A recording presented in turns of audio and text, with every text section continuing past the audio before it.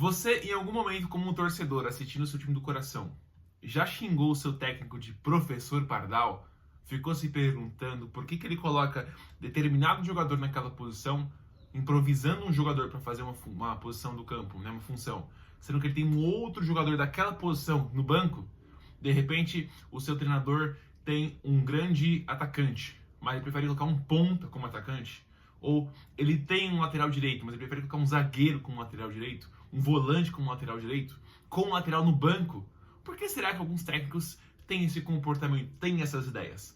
Nesse vídeo aqui eu vou tentar desmentificar, separar um pouquinho e explicar os conceitos de posição e função dentro de uma ideia de jogo, dentro de uma estratégia para aquele jogo. Muitos técnicos geralmente são chamados de professor Pardal, ou que ele quer inventar, porque ele usa um jogador que não é daquela posição, numa determinada posição, porque ele quer extrair do jogador determinada função.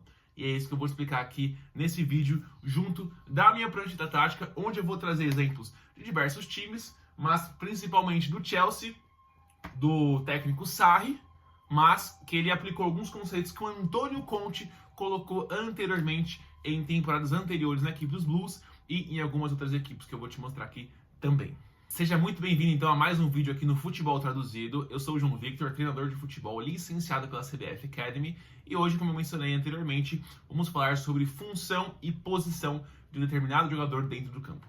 De uma forma bem simples, posição eu vou definir com vocês sendo o setor que determinado atleta geralmente atua.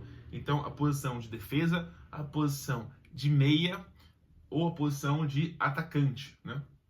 Então, por exemplo, lá em Portugal, eles têm as descrições de defesa, médio e avançado. Dentre as posições, existem as funções. E as funções estão muito relacionadas com a ideia de jogo, com o que nós chamamos na literatura como modelo de jogo. O modelo de jogo é algo único e cada treinador tem o seu modelo de jogo, como a sua equipe se comporta nas 5 fases do jogo. São elas: organização ofensiva, isto é, quando a minha equipe possui a bola e a equipe adversária está se defendendo.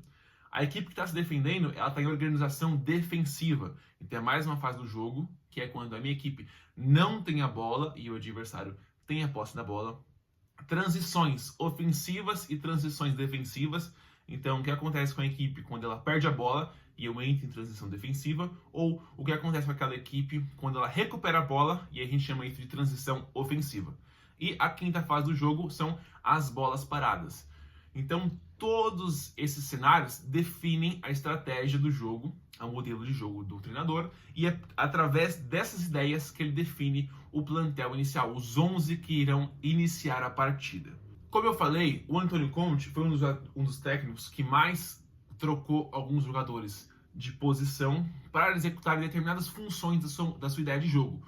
Uma delas foi a troca do lateral direito César Azpilicueta, que de lateral, né, por exemplo, no Chelsea de 2012, ele virou zagueiro direito no 3-4-3 do Chelsea do Antônio Conte. Por quê? Uma das funções do Azpilicueta era facilitar a saída de bola, ou seja, a construção no primeiro terço do campo.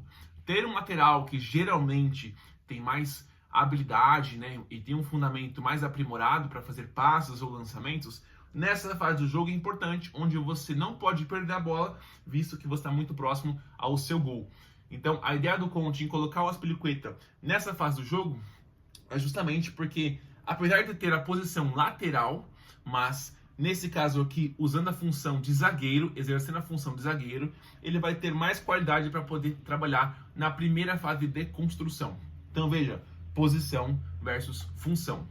Outra mudança bem interessante foi o Eden Hazard, que no início de carreira jogava um pouco mais, inclusive no Chelsea, jogava um pouco mais aberto como ponta, mas virou um meia que jogava no entrelinhas, né? Ele e o Pedro, que também era ponta, de origem do Barcelona, jogava no entrelinhas para liberar os corredores para o Marcos Alonso e para o Moses poderem atacar a amplitude do campo, ou seja, os corredores laterais. Então é um ponta que virou um meia, um segundo atacante. Mais uma vez, um jogador de uma determinada posição trocando seu papel no jogo de acordo com a função que o treinador via que ele poderia exercer e exercer com muita qualidade.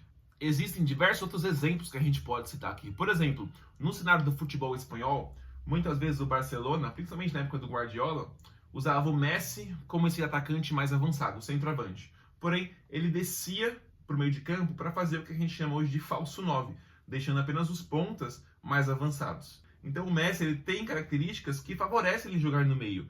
Então, apesar de ser da posição avançado, ser um atacante, um ponta, ele poderia jogar como segundo atacante, como meia, como esse cara mais centralizado. Ele conseguia, todo mundo sabe o quão bom ele foi, exercer essa função, ou seja, posição e função novamente sendo aqui demonstrados. Outro jogador que fez muito bem essa função na equipe da Espanha foi o Cesc Fábregas, que também foi formado mais ou menos seguindo esse mesmo raciocínio. Vamos falar de outros exemplos? Na temporada anterior, 23-24, a gente viu o Toni Kroos, que começou como meia mais avançado no Bayern de Munique, depois ele virou um volante ao lado do Modric e do Casemiro no Real Madrid. Nessa última temporada, ele estava jogando com os zagueiros, né? Jogando mais recuado com os zagueiros, porque isso favorecia o Kroos ser o regista da equipe do Real Madrid, assim como aconteceu, por exemplo, com o Andrea Pirlo no Milan, onde o Pirlo ele era um meia mais ofensivo, porém o Ancelotti recuou ele alguns metros no campo para ele jogar numa faixa mais recuada, onde ele teria mais espaço e exercer a função do construtor, daquele primeiro jogador que inicia as jogadas. Então, um jogador que jogava numa posição mais à frente, fazendo uma função um pouco mais recuada, e isso fez ele evoluir e a equipe evoluir dentro do modelo de jogo do treinador. Outra mudança na posição versus função muito comum da equipe do Guardiola foi ele trazer volantes para jogar nas linhas dos zagueiros, como foi o caso do Mascherano, como foi o caso do Javi Martinez no Bayern. Por quê? A equipe do Guardiola joga de uma maneira muito ofensiva. Então, se a gente for pensar nos zagueiros atrás dos volantes, os volantes mais ou menos na linha do meio de campo, porém a equipe do Guardiola ela é tão ofensiva que os volantes meio que jogam no espaço onde jogariam os zagueiros. Então eles estão mais acostumados com esse espaço. Fora que também, como os laterais eu mencionei anteriormente, os volantes geralmente têm uma qualidade no passe elevada em comparação aos zagueiros. Então favorece o jogo do Guardiola, a ideia dele de ter a bola, de passes curtos, de não perder a posse de bola. Se a gente for citar uma ideia do Guardiola mais recente, da própria temporada agora 24-25, é onde estou gravando esse vídeo, ele tem usado o Gvardiol, que ele era um zagueiro barra lateral, onde tem evoluído muito, mas avançando bastante aqui para o entrelinhas, fazendo uma linha de 5 com os dois meias e os dois pontas. Por quê?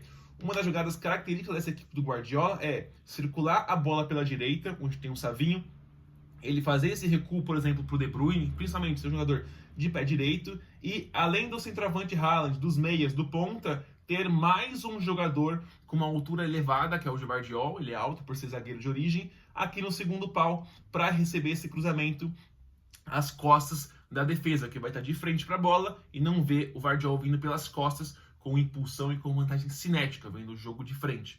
Então, usar um zagueiro que tem qualidade para atuar como lateral por dentro e também avançar para a linha do entre-linhas, entre as defesas, entre as linhas de defesa do adversário, visando uma tática ofensiva de cabeceio, que é um recurso que ele tem, mostra como posições e funções não são as mesmas coisas. Tive que dar um corte no vídeo aqui porque acabou o espaço na câmera, e aí eu tive que reiniciar o vídeo aqui, mas só para encerrar então. Ao invés de a gente tentar denominar um técnico como professor Pardal, o que ele está inventando, vamos tentar entender qual que é a ideia de jogo dele. E pode ser uma ideia boa, pode ser uma ideia não tão boa, visto aquele grupo de atletas que ele tem à disposição. Ou ele fez alguma troca nas posições, nas funções, de acordo com a ideia de jogo que ele conseguiu construir frente ao material humano que ele tem. Como, por exemplo, usar realmente um zagueiro, um volante, um lateral, numa outra posição, para exercer uma determinada função do campo, visto que os atletas específicos daquela posição não estão conseguindo desempenhar um bom futebol. Ele fez essa troca realmente improvisando, mas para corrigir uma falha na construção daquele elenco. Então veja que sempre tem um raciocínio por trás, principalmente desses treinadores de elite, onde eles têm um jogador que faz mais de uma função do campo, independente da posição que ele tem de origem ou no setor do campo. Beleza?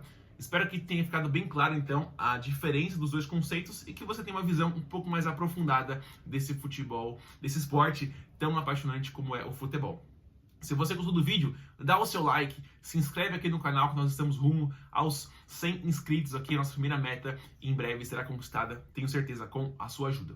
Comenta aqui a sua opinião e a sugestão para o próximo vídeo. Eu fico por aqui, um abraço e te vejo no próximo vídeo aqui no Futebol Traduzido.